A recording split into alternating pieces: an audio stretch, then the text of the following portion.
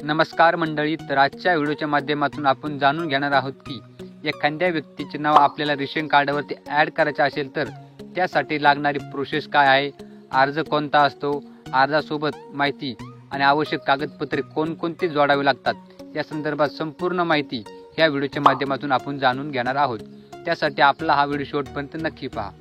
तर सर्वात प्रथम तुम्हाला या योजनेअंतर्गत अर्ज करताना योजनेचा अर्ज म्हणजे नमुना 8 हा अर्ज लागणार आहे। नमुना 8 हा अर्ज म्हणजेच नमुना 8 अर्ज आपण आपल्या टेलिग्राम चॅनलवरती दिलेला आहे।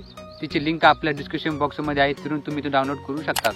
आता लिहायचा कसा हे देखील महत्त्वाचं आहे, ते समजून घेणे आवश्यक आहे। त्यासाठी हा व्हिडिओ शेवटपर्यंत एकबार नक्की पहा। तर सर्वात प्रथम तुम्ही स्क्रीनवरती पाहू शकता की नमुना 8 हा असा प्रकारचा अर्ज आहे। सीधा वाटप क्षेत्र म्हणजे आपलं जे गाव आहे ते इथे लिहायचं आहे, तिथे खाली लिहिलं तरी चालतंय। आता ज्या व्यक्तीचे नाव आपल्याला ॲड करायचे आहे ते सर्वांचे इथे फोटो चिटकवायचे आहेत। या बॉक्समध्ये जितके व्यक्ती असेल तितक्यांचे फोटो चिटकवायचे आहेत अशा प्रकारे। त्याने तुम्ही खाली पाहू शकता की सीधा वाटप क्षेत्र आपलं जे गाव ते इथे लिहायचं आहे, तालुका इथे लिहायचा आहे, जिल्हा इथे लिहायचा आहे, जो कोड आहे म्हणजे आपल्या जिल्ह्याचा जो कोड आहे तो देखील इथे लिहायचा आहे आणि अनुक्रमांक तो देखील इथे लिहायचा आहे। नोंदणी क्रमांक, आता आपल्या रेशन कार्डावर जो नोंदणी क्रमांक आहे तो इथे व्यवस्थित लिहायचा आहे। खाली तुम्ही ताकीदमध्ये पाहू शकता की या अर्जात कोणतेही खोटे निवेदन केल्यास आणि ते खोटे आढळून आल्यास त्याबद्दल शिक्षा होईल। या अर्जावरती सविस्तर माहिती आणि खरीच माहिती या योजनेअंतर्गत अर्ज करताना आपल्याला लिहायची आहे। त्यासाठी हा अर्ज व्यवस्थित लिहायचा आहे। अर्ज शेवटपर्यंत पहा। तर तुम्ही खाली पाहू शकता की मी आता इथं कोणत्या व्यक्तीचे नाव लिहायचे आहे, तर ज्या व्यक्तीच्या नावाने आपलं रेशन कार्ड आहे, जे कुटुंब प्रमुख आहे त्या व्यक्तीचे नाव इथे लिहायचे आहे।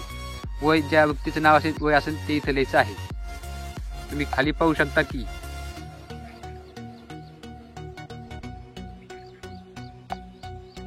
आता या नाव लिहिताना सर्वात प्रथम आपल्याला आडनाव लिहायचं आहे, नाव लिहायचं आहे आणि बाकी जे नाव असेल ते इथे लिहायचं आहे। वय देखील इथे व्यवस्थित लिहायचं आहे। त्यानंतर तुम्ही पाहू शकता की पुरुष आहे की महिला ते इथे लिहायचं आहे। नागरिकत्व म्हणजे आपण भारतात आहोत, महाराष्ट्र देखील लिहायचं चालतंय, नाही तर भारत देखील तुम्ही लिहू शकतात। आता तुम्ही यापैकी कोणत्या जातीचा म्हणजे कोणतं आपली कास्ट आहे त्या संदर्भात टिक मार्क करायची आहे। जे SC ST OBC जनरल जे काय असेल ते टिक मार्क करायची आहे।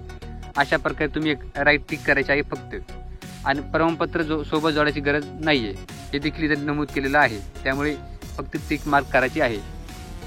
पूर्ण निवासी पत्ता म्हणजे जो आपला आधार कार्डवरती जो पत्ता आहे तो इथे व्यवस्थित लिहायचा आहे।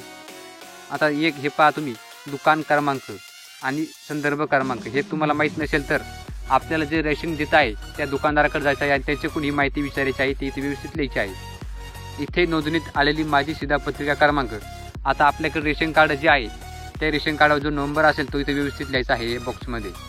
अशा प्रकारे हा चालला आहे। तर तुम्ही इथं पाहू शकता की आपल्याला ज्या व्यक्तींचे नाव रेशन कार्डामध्ये ॲड करायचे आहेत त्या सर्वांचे नाव इथे लिहायचे आहेत। जो कुटुंब प्रमुख आहे त्यांच्यासोबत त्यांचे जे नाते आहेत ते इथे लिहायचे आहे। या जे आपलं नाव ॲड करायचं आहे त्या व्यक्तींचा जन्मदिनांक इथे लिहायचा आहे।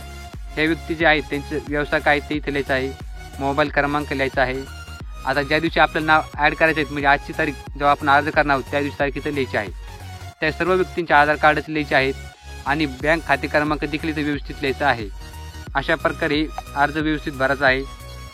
तुम्ही खाली वाचू शकता की कुटुंबातील नवीन सदस्यांचे पासपोर्ट साईज फोटो सोबत जोडावे। आपण वरती जोडा सांगितले आहे ते व्यवस्थित लावायचे आहेत। नाव वाढविण्यासाठी इतर शिधापत्रिकामध्ये नाव असल्यास ते कमी केल्याचा दाखला किंवा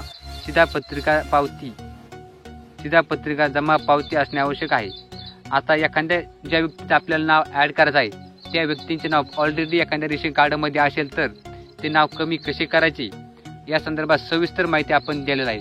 त्यासाठी लागणार अर्ज डॉक्युमेंट हे सर्व दिलेले आहे। त्यासाठी तुम्ही हा व्हिडिओ पाहू शकतात। तर हा व्हिडिओ जर तुम्हाला नाही सापडत आपण डिस्क्रिप्शन बॉक्समध्ये लिंक देतो आहोत, तो देखील तुम्ही पाहायचा आहे आणि व्यवस्थित अर्ज करायचा आहे। समोर पाहूया आपण उपरोक्त नमूद परिच्छेद क्रमांक 1 व 2 मधील कुटुंबातील सदस्य दिव्यांग आहे का।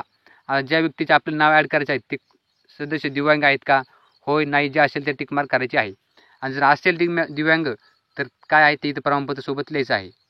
आता उपरोक्त नमूद परिच्छेद क्रमांक 1 व 2 मधील कुटुंबातील सदस्य गंभीर आजाराने ग्रस्त आहेत काय। जर त्यांना आजार असेल एखादा तर तो इथं व्यवस्थित होय या नाही याच्यावरती क्लिक करायचा म्हणजे लिहायचं आहे, टिक मार्क करायचे आहे। आणि इथं जे असेल आजार तो इथे व्यवस्थित लिहायचा आहे। तुम्ही समोर पाहू शकता की नाव समाविष्ट करण्यासाठी ओळखीचा पुरावा म्हणून खालीलपैकी आवश्यक कागदपत्राची पूर्तता करावी. आता आपल्याला इतके जे डॉक्युमेंट आहेत यापैकी एक डॉक्युमेंट आपल्याला देणं आवश्यक आहे. जसे की आधार कार्ड असेल त्याच्यावर तुमचं नाव ॲड होतं आहे, पॅन कार्ड असेल तरी चालतं आहे, ड्रायव्हिंग लायसन असेल ते चालतं आहे, शासकीय दाखला म्हणजे ओळखपत्र जो काय असेल तुमच्याकडे ते देखील असेल तर चालतं आहे. पण सर्वात प्रथम तुम्ही आधार कार्ड देणं आवश्यक आहे. याची झेरॉक्स ज्या व्यक्ती आहेत ते सर्वांचे झेरॉक्स सोबत जोडायचे आहेत. वर उल्लेख करण्यात आलेल्या कोणत्याही समवेत कौटुंबिक शिधापत्रिकेसाठी केलेल्या कोणत्याही अर्जात किंवा कोणत्याही कौटुंबिक शिधापत्रिकामध्ये किंवा आस्थापनेच्या शिधापत्रिकेसाठी कोणतेही अर्ज किंवा कोणत्याही आस्थापनेच्या शिधापत्रिकामध्ये करण्यात आलेला नाही. मात्र वरील परिच्छेद 2 मध्ये निर्दिष्ट करण्यात आलेल्या मुलांचा माझ्या शिधापत्रिकेत समावेश करण्यात आलेला आहे. तर तुम्ही पाहू शकता की दादा असलेली लायकी समावेश करण्यात आलेला आहे. पाहू शकता की मी असे जाहीर करतो की वरील सर्व निवेदने माझ्या माहितीप्रमाणे बरोबर आहेत. म्हणजे हे जी आपण माहिती भरली आहे ती बरोबरच असणे आवश्यक आहे. तुम्ही पाहू शकता की अर्जदार जो आहे जो व्यक्तीच्या नावावर आपला रेशन कार्ड आहे त्याची सही किंवा ठसा जो असेल तो इथं लिहायचा आहे. जो दिनांक आहे ज्या दिवशी आपला अर्ज करणार आहोत ते तारीख लिहायची आहे. तुम्ही इथं खाली पाहू शकता की शिधा वाटप निरीक्षणाचे प्रतिवृत्त म्हणजे हे खास तर शिधा वाटप जे अधिकारी असतात जे दुकानदार असतात रेशन दुकानदार त्यांच्यासाठी हे लिहिलेलं आहे. पण आपण जरी भरलं तरी चालतं आहे. दिनांक जो आपला तारीख असेल ती इथे लिहायची आहे. रोजी जे गाव असेल ते इथे लिहायचं आहे. येथील जागांना भेट दिली. अर्जामधील माहिती बरोबर आहे किंवा अन्य प्रकारची असल्यास माहिती जर काही चुकीची असेल तर ते इथे लिहितील. आणि तुम्ही खाली पाहू शकता की सहाय्यक शिधा वाटप अधिकारी यांचे आदेश.